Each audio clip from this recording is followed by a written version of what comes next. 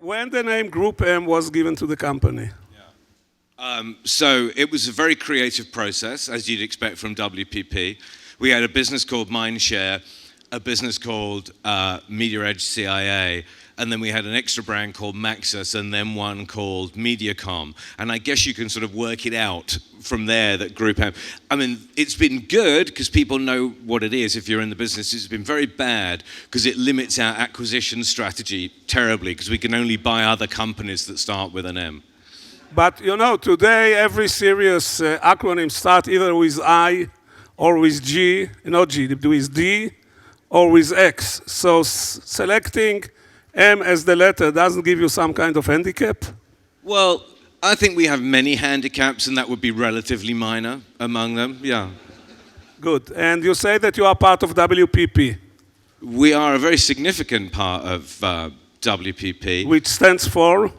It stands for Wire and Plastic Products, and it's probably, I think, in terms of market capitalization, the world's largest manufacturer of shopping trolleys and carts. And then as an incidental side business, it owns Ogilvy and Mather and J. Walter Thompson and Young and Rubicam and Group M and many other businesses. But at our soul, at our heart, the shopping trolley business is where it's at. So the insight for the shopping trolley business actually what empowered? Yes, well, I mean, we wanted a business where we could push people around. And clearly a shopping trolley business gets you a long way in that area. But the truth of it is, Sir Martin Sorrell, who is my boss's boss's boss's boss and a close friend of Yossi, was the chief financial officer of Saatchi & Saatchi, took them public, and then decided that he believed that there was an amount of inefficiency in the advertising sector and it could be turned from a gentleman's club into a business and return profits to shareholders. So he purchased the shopping trolley company, Wire and Plastic Products, which was a small listed company in the UK, and used that as a vehicle to make a series of large acquisitions. And how the transformation of your business from wired plastic product to wireless plastic product is doing? Yeah, well, that's an interesting question because that's been the huge challenge. WPP is 31 years old. The constituents of Group M, if you go back to their ancient history, are similarly aged. And clearly the transition from the analog age and into the digital age and now into the mobile age has been the preeminent challenge for us. And it's the media challenge in terms of consumer attention. It's a creative challenge in terms of finding devices that suit creativity that suits the use state of the devices, and it's a huge data challenge as well. And of course, the whole of our competitive environment has changed, the whole of our supply side environment has changed, and it's changed again in the last 2 years. So we're in a constant remodel. It's like having the builders in the house all the time. Good, and you are aware that you are speaking already for 5 minutes, and nobody has any idea what Group M is doing. So what you guys are doing actually? So, how you justify your salary, I mean? Yeah, that's a question that's never been asked before at WPP. But although it's the first time it's been asked of me. So Group M is the largest buyer of advertising media in the world. So we spend the money of other people with the big corporations, whether it's Fox or the New York Times or Google, and we spend, it's reported, somewhere just slightly in excess of $104 billion a year. $104 billion a year. That's a lot of money. And it's other people's money, so you have to be very careful with it. And what's interesting within that is that as the millennium changed, our total expenditure with Google was zero, of course, and as 2015 turned into 2016, our biggest single trading partner in the world is Google. And so of that 100... So actually you are working for Google, if we call a spade a spade. A spade a spade, a spade a spade. We are Google's poorly rewarded, massively distributed sales force, it would appear, yes. And how do you feel about it? How do I feel about it? Well, I think that Google and Facebook in their different ways and Snapchat going forward have made an extraordinary change to the entire industry, both the user experience in creating value and access to them, and obviously as a double-edged sword to both the publisher and the advertiser.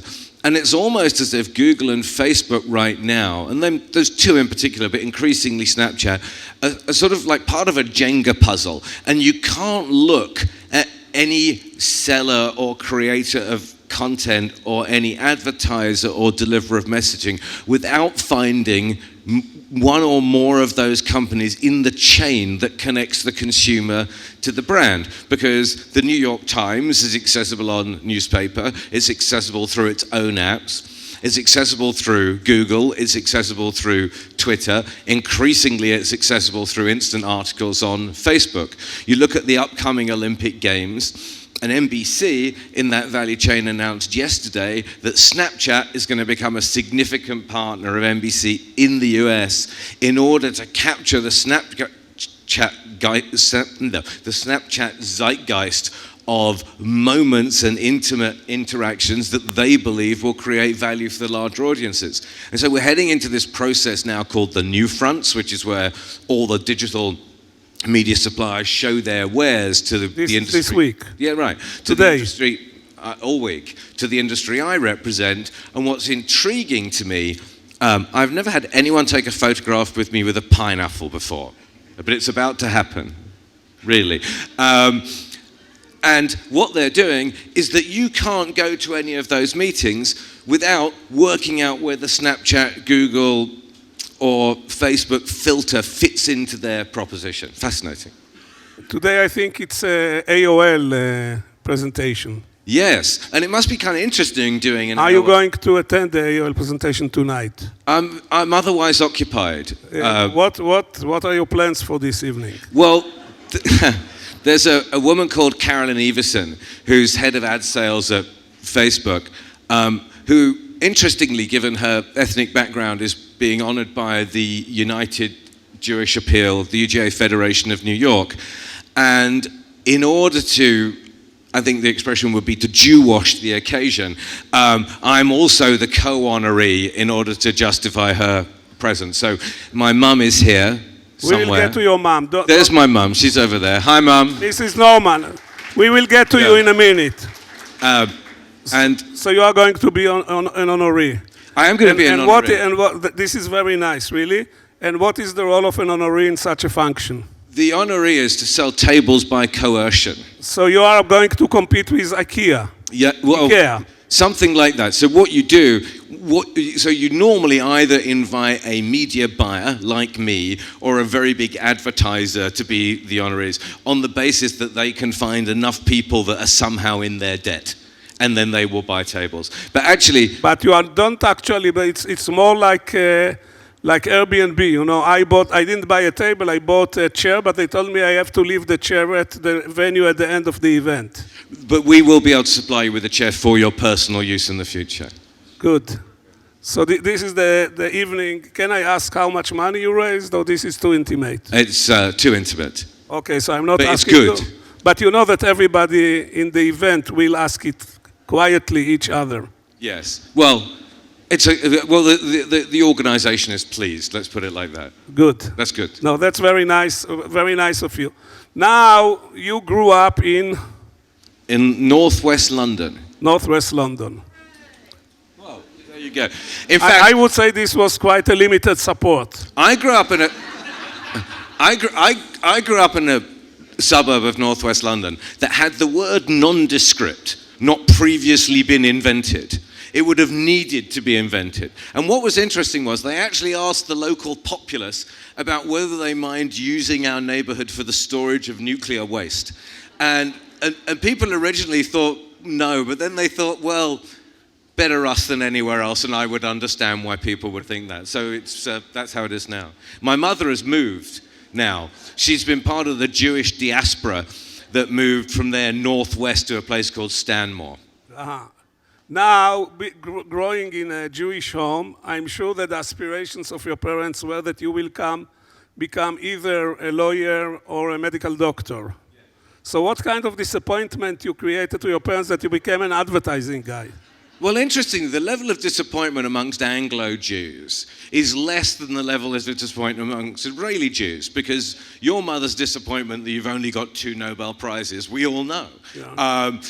And my mother, on the other hand, was actually modestly satisfied when she thought I was going to make a living and move off the balance sheet from the liabilities line. And and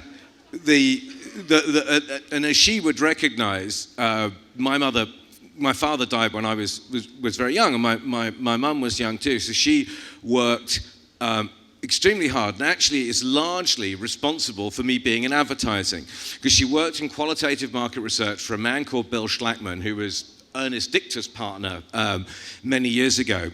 And because of that, I had no idea what I was going to do for my undergraduate thesis, and surreally, I did it on the effectiveness of advertising on the London Underground. And Mum actually did most of the typing, and she also, at 12 hours' notice, typed my resume by dictation and delivered it to the first agency I ever worked for, and I got an interview the next morning, and the rest, as they say, is a miserable but lucrative history.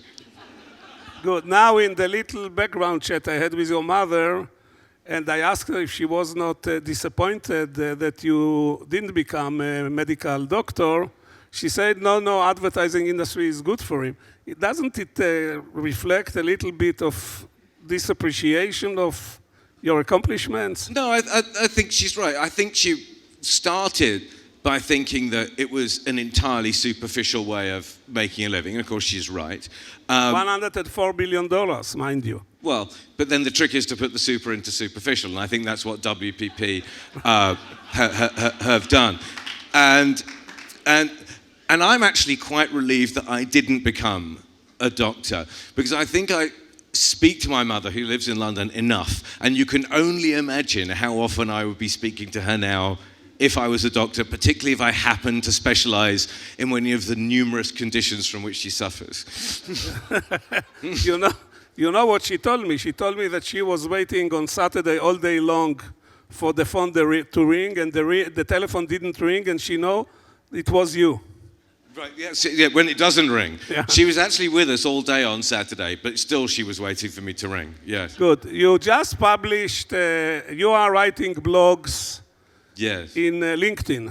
Yes. You sort of kind of frustrated author or something. Well, the great advantage of LinkedIn, of course, is you don't need anyone's permission to write them. You just do. And you can fool yourself into thinking you're being read and published, and you just do it yourself. You wrote an article about the state of the advertisement industry, which I will appreciate if you can elaborate, but you called it at the beginning, the end of the beginning. Yes. Why didn't you call it, for instance, the beginning of the end? Well, Or the beginning of the end of the beginning? I think Or the beginning of the beginning of the end? Or the end of the beginning of the end? Or the end of the beginning of the beginning? Why just the end of the beginning? I think generally speaking, if you work for a publicly traded company, titling any significant article with the words "the beginning of the end of the business you happen to be in" is probably not altogether advisable. And so I didn't. The reason why I titled it "The End of the Beginning" was that I think that digital advertising and digital marketing has gone through a few iterations since the early days of the web. And I think that all of those things that people talked about coming, like the year of mobile, which is here, like e-commerce becoming a dominant form, which is here, like social media being a kind of niche behavior, it is now mainstream. So the end of the beginning was really to signal that all of the things that we'd been speculating about and pontificating about, and had been the home of kind of speculation and venture capital equally, were now becoming the dominant forms of content discovery, of commercial delivery, of human interaction. And it's the time that I wanted to write to people that say, this is it. You cannot any longer put the content of the past into the containers of the future. It simply does not work anymore, and you will fail. You'll fail yourselves, you will fail the clients, and ultimately you'll fail the consumer, because there is a covert agreement between consumers, publishers, and advertisers that consumers get things free because advertisers and brands underwrite the cost of the experience. The advertiser, and I include our business in that, has been lazy with its application of data and invaded people's privacy. It's been lazy with the quality of the creativity and the invasiveness it's produced that's degraded the consumer experience. It's been lazy in terms of creating value for the consumer. And the consumer has discovered this thing called ad blocking, which is the modern version of a lavatory during a commercial break or a remote control. And they have voted with their software, and they've said, our bar is higher than that. If you don't come and meet us at our bar, you've got a big problem. And so the reason why I wrote the end of the beginning was to send some messages in order to stop it being the beginning of the end. And what is the reaction you got for it? No one read it. No one read it? No. And don't you think it's also true for advertising? Well, no, I think actually quite a lot of people read it, and it's been picked up. It's been massively misinterpreted by a number of people, highly accurately interpreted. But I do genuinely believe that all of the people in the creative and media and publishing value chain need to work out what the exchange of value is between them and the consumer, or everyone's going to lose, including the consumer. Good. Rob, I can go on speaking with you for the next 5 hours because truly it's always very fun. And then I go home and I have to think for 20 hours what actually you said because I never, but you are terrific. And I have one last question. In your next incarnation, what kind of animal would you like to be? Well, oddly, and I think DLD's origins in Germany are appropriate, I'd like to be a black miniature schnauzer. And the reason why I'd like to be a black miniature schnauzer is that I have one. And as they say, if that's a dog's life, sign me up. I'm in. Rob Norman, the terrific and wonderful and only Rob Norman. Thank you very much.